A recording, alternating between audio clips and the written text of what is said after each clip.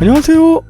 4월 7일 월요일 마이드라에 오신 여러분들을 환영하고 축복합니다.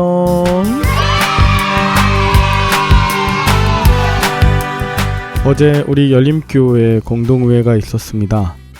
우리는 그야말로 종이에 이름을 써서 3분의 2 이상 받으신 분을 장로님으로 모시는 일이기 때문에 수많은 사람 중에 3분의 2 이상의 택함을 받는다는 것은 거의 기적과도 같습니다.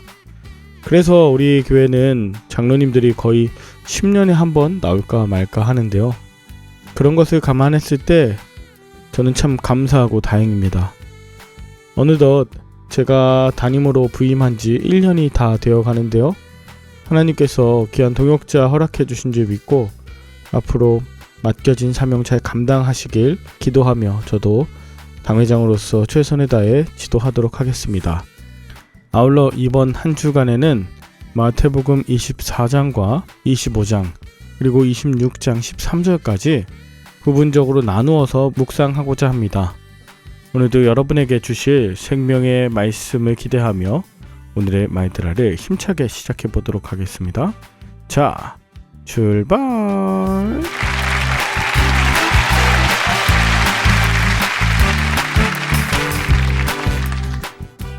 오늘은 마태복음 24장 1절부터 28절까지 묵상해 봅니다. 먼저 오늘 본문을 보시면 1절부터 2절까지 예수님이 성전이 파괴될 것을 예언하고 있고 3절부터 14절까지 재난의 징조에 대해서 또 15절부터 28절까지 가장 큰 환난에 대한 이야기가 나옵니다. 파괴될 성전과 말세의 환난, 이것은 밀접하게 연관되어 있습니다. 이렇게 파괴와 말세는 공동체의 타락이라는 분명한 특징을 가지기 때문이에요. 먼저 본문 1절과 2절을 보니까 예수님께서 성전을 떠나시면서 예루살렘 성전이 완전히 파괴될 것이라고 말씀하십니다. 여러분, 성전은 유대인들의 종교적 정체성을 표현하는 가장 중요한 상징이었습니다. 아기 예수님을 죽이려 했던 헤롯은 유대인의 환심을 사기 위해서 이전에 스룹바벨이 지었던 성전을 훨씬 거대하고 휘황찬란하게 증축하기 시작했고 그의 사후에도 공사가 지속되어 예수님 당시 때에도 아직 끝나지 않은 상황이었습니다. 제자들은 늘 성전의 규모와 화려함을 가리키며 놀라워하는데 실제로 이 헤롯이 증축한 성전의 규모 그리고 화려함은 굉장한 수준이었다고 합니다. 그러나 예수님의 눈에는 이런 성전의 규모나 화려함은 아무런 의미가 없었죠. 오히려 성전이 하나님의 임재와 예배라는 원 목적과 기능을 상실했기 때문에 예루살렘 성전은 돌 하나도 남지 않고 다 무너뜨려지리라 라고 말씀하십니다. 성전에 있는 지도자들이 탐욕과 욕망으로 인해 맹인이 되었음에도 자신들의 행위가 옳다고 하면서 다른 사람들까지 맹인으로 만들어 멸망으로 인도하고 있었고 이제는 탐욕으로 더러워져 하나님이 임하실 수도 없고 사람들은 하나님을 만나려 하지 않는 성전을 하나님께서 부수신다는 것입니다. 예수님께서 말세와 멸망에 대해서 언급하시자 제자들은 두려워했습니다. 그리고 3절에 보니까 예수님께 질문하기를 우리에게 이르소서 어느 때 이런 일이 있겠사오며 또 주의 임하심과 세상 끝에는 무슨 징조가 있사오리까 라고 합니다. 어느 때 이런 일이 있겠냐고 하는 것은 성전이 언제 무너지느냐고 하는 것이고요. 또 주의 임하심과 세상 끝에 무슨 징조가 있겠느냐고 질문하는데 이것은 하나님의 심판과 종말에 대한 올바른 태도가 아닙니다. 예수님께서는 늘 온전함과 성실함, 즉 처음과 끝이 같으며 늘 한결같이 하나님을 의지하고 온전한 삶을 사는 사람이 되라는 것, 이것이 중요하지 않았습니까? 그런 사람에게는 말세라고 하는 건 크게 의식할 만한 사건이 아닙니다. 왜냐하면 하나님을 믿고 또 온전히 따르는 사람이 집중하는 시기는 현재이기 때문입니다. 과거도 아니고 내일 그렇게 할 것이다가 아니라 오늘 나는 과연 하나님의 뜻 가운데 어떻게 행하느냐, 이것이 그 사람에게 가장 큰 관심인 것이죠. 이어서 4절 5절에 보니까 예수님이 가장 먼저 언급하신 말세의 특징은 바로 미혹입니다. 너희가 사람의 미혹을 받지 않도록 주의하라. 많은 사람이 와서 자신이 그리스도 혹은 메시아라고 주장하는 상황이 펼쳐진다. 그때 사람들은 두 가지 반응으로 갈린다 합니다. 첫 번째는 지식과 분별력에 있어서 미혹되지 않는 사람들과 이리저리 쓸려다니면서 미혹되는 사람들입니다. 하나님을 아는 것과 믿는 것, 그리고 충만한 분량까지 믿음이 성장하는 과정은 결코 분리되지 않습니다. 이제 7절부터 9절에 보면 말세에는 재난이 빈번하게 일어나고 또 사람들이 성도들을 미워하며 박해할 것입니다. 박해로 인한 고통이 신자들 사이에 서로를 미워하게 만든다고 하는 이런 안타까운 특징이 있습니다. 교회와 공동체의 가장 중요한 기둥은 사랑입니다. 따라서 사랑이 식는 현상은 말세의 분명한 징조이고 특징입니다. 12절에 불법이 성함으로 많은 사람의 사랑이 식어지리라. 어찌 보면 예루살렘 성전이 파괴되어야 하는 이유가 여기에 있습니다. 율법의 완성인 사랑이 신앙 공동체에서 사라지면 남은 것은 심판밖에 없기 때문입니다. 예수님은 끝까지 견디는 자는 구원을 얻으리라 말씀하십니다. 끝까지 견디는 것은 아무것도 하지 않고 그저 버티는 것이 아닙니다. 14절, 이 천국 복음이 모든 민족에게 증언되기 위하여 온 세상에 전파되리니 그제야 끝이 오리라. 즉, 천국 복음을 모든 민족에게 증언하면서 구원을 얻는 그런 성도, 그런 저와 여러분이 될 수 있기를 바랍니다. 예루살렘 성전은 인간의 탐욕 때문에 파괴되었습니다. 이 세상 역시 사랑이 식은 마음 때문에 심판받을 것입니다. 우리가 해야 하는 일은 너무나 자명합니다. 서로 사랑하며 사는 것입니다. 타락하여 사랑이 식은 성전을 하나님은 완전히 파괴해 버리십니다. 그리고 서로 사랑함으로써 예수님의 제자임을 증명하는 교회를 세우십니다. 여기까지 성전이 무너지는 것에 대한 현상과 그 원인에 대해서 말씀했다면 15절부터는 장차 성도들에게 일어날 큰 환난에 대한 경고가 나옵니다.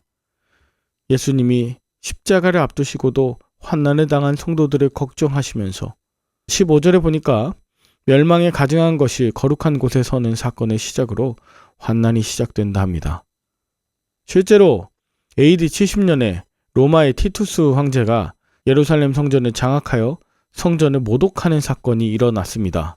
이때 유대인들은 크게 박해당하고 학살당할 것입니다. 무조건 도망가라 라고 하시는 오늘 본문의 말씀은 예루살렘 성전 자체가 하나님이 아니기에 목숨 걸고 사수하지 않아도 된다는 뜻입니다. 종교적 전통이나 관습에 얽매여 영적 분별력까지 잃어서는 안 된다는 것입니다. 그때 유대에 있는 자들은 산으로 도망할지어다 라고 합니다. 성경에서 인간은 그 누구도 개인의 연약함과 악함 그리고 고통과 환난을 이길 수 있는 강한 존재가 아닙니다. 오히려 죄와 탐욕으로 스스로 몰락하는 연약한 존재입니다. 그러므로 자신에 대해 그 어떤 것도 자신하지 말아야 하죠. 우리는 약하고 공동체의 도움과 성령의 인도함 없이는 아무것도 할 수 없는 존재입니다. 신앙의 공동체 안으로 능력 있는 성령의 품으로 도망가는 것, 그것이 환난을 만났을 때 연약한 내가 취해야 할 태도입니다. 그런데 도망가는 것을 방해하는 것들도 있습니다. 그것은 우리의 소유, 처지와 상황입니다. 이것은 비단 환난날에만 그런 것은 아닙니다. 죄에서 떠나 구원으로 향하는 긴 여정 가운데 소유의 문제, 또 형편이 나아지지 않은 상황은 언제나 우리가 결단하는 데 있어서 망설이게 만들죠. 17절부터 20절에 보니까 지붕 위에 있는 자는 집 안에 있는 물건을 가지러 내려가지 말고 밭에 있는 자는 겉옷을 가지러 뒤로 돌이키지 말지어다. 그날에는 아이벤 자들과 젖먹이는 자들에게 화가 있으리로다. 너희가 도망하는 일이 겨울에나 안식일이 되지 않도록 기도하라. 이런 여러 가지 소유 때문에 도망가는 것을 방해받는다? 여러분, 소유는 우리의 삶을 위해서 필요한 것이지 영혼을 구원하는 데는 아무 소용이 없습니다. 생명을 구해야 하는 순간 그것을 바로 버리고 피해야 합니다. 바로 던져야 합니다. 자, 그때 예수님께서는 큰 환난이 매우 극심할 것임을 분명하게 경고하셨습니다. 이런 환난은 이전에도 없었고 이후에도 없으리라. 이렇게 하나님은 우리의 연약함을 아시고 우리가 환난을 견디지 못할 것을 아십니다. 그러나 택하신 자들을 위하여 그 날들을 감하시리라. 즉 우리에게 위로가 되는 것이 바로 이런 하나님의 마음입니다. 우리 연약함을 이해하시는 주님께서 환난의 기간과 그 고통을 감해 주셔서 우리가 버틸 수 있게 해주신다는 사실입니다. 주님께서 기뻐하시는 성도라고 해서 환난 자체를 면하게 해주시진 않습니다. 하나님은 환난을 통해 그 사람의 믿음의 진위를 판단하시고 환난을 감해주시는 은혜를 베풀어 주시죠. 그런데 이렇게 세상이 혼란스러울 때 거짓 선지자들이 많이 일어납니다. 큰 표적과 기사를 보이면서 자칭 자신이 그리스도라고 주장하고 또 선지자라고 하면서 거짓말하죠. 그러나 예수님께서는 우리가 그들의 정체를 분간할 수 있도록 그 기준을 미리 알려주셨습니다. 그들은 도둑질하기 위해 왔기 때문에 마음에 사랑이 없습니다. 반대로 주님은 사랑으로 우리와 함께 하시고 자신의 죽음으로 사랑을 증명하셨습니다. 사랑이 없는 이단 지도자들은 결코 고난을 함께하지 않습니다. 그저 여러분을 이용하여 육체적 고난에 당하게 하고 거기에서 오는 이윤을 빼가는 것 그 이상 그 이하도 아닙니다. 자, 이제 예수님께서는 자신이 십자가를 지실 상황을 앞두신 시점에서 성도들에게 크게 닥칠 환난과 다시 돌아올 것이라는 재림에 관한 것을 말씀해 주셨습니다.